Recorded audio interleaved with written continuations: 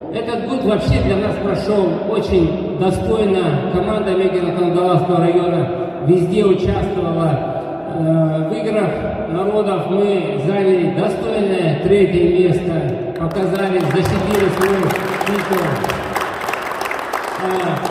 От Федерации футбола хочу вручить, у нас на Детях Азии, вы знаете, команда республики заняла второе место. И капитан нашей футбольной команды от республики Алексей Захаров, это наш уроженец, наш воспитанник. И от Федерации футбола хотим вручить ему памятный, почетную грамоту и памятный приз. Очень, чтобы ты дальше так же нас радовал, и мы тебя ждем в основной команде. Давай.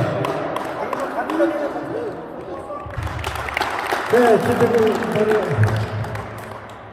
мен турнирге каттыр истирах беттен мактанып өттөн бу. Бири ол бүтүрөмө бардаттан бери тоголор бу. Бем апыттан жегиргени матыттан мактаным эде манна бар. Бары табарыстар бар, доготтор бар, тастар бар. Кемего тehen барбытын аттыт тапына береме бәте бары. Мактанабы бу спорт комплекс администрациятыгар, үлөһүттөрүгөр мактанабы бу 2 күн үстөтү үлелеспит оголорго. Александр, большое спасибо за помощь.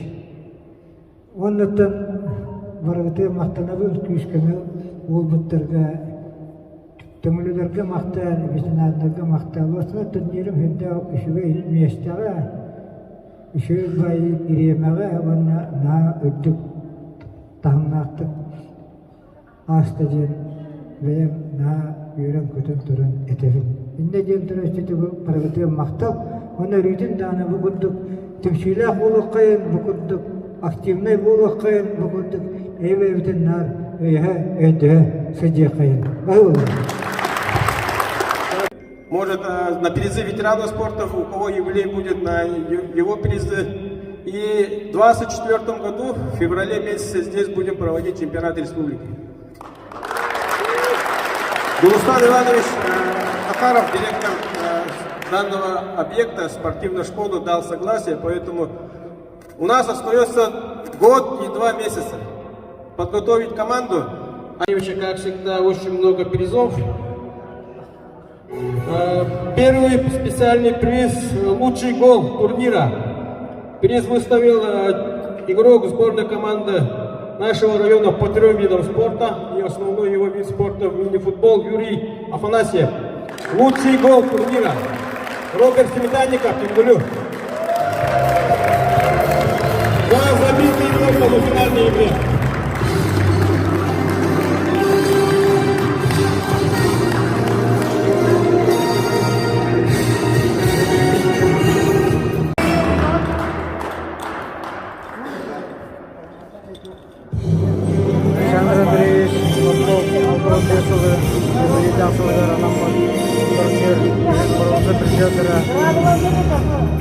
Командада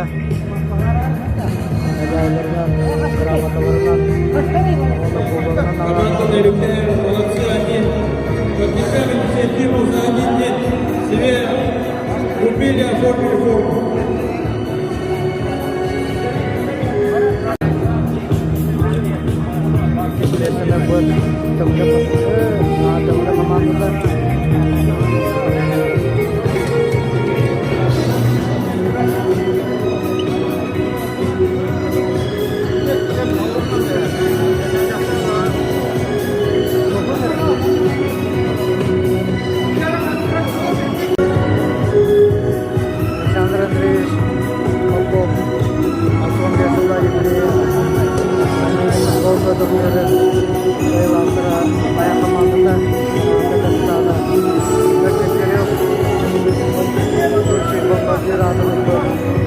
Районник Ефоров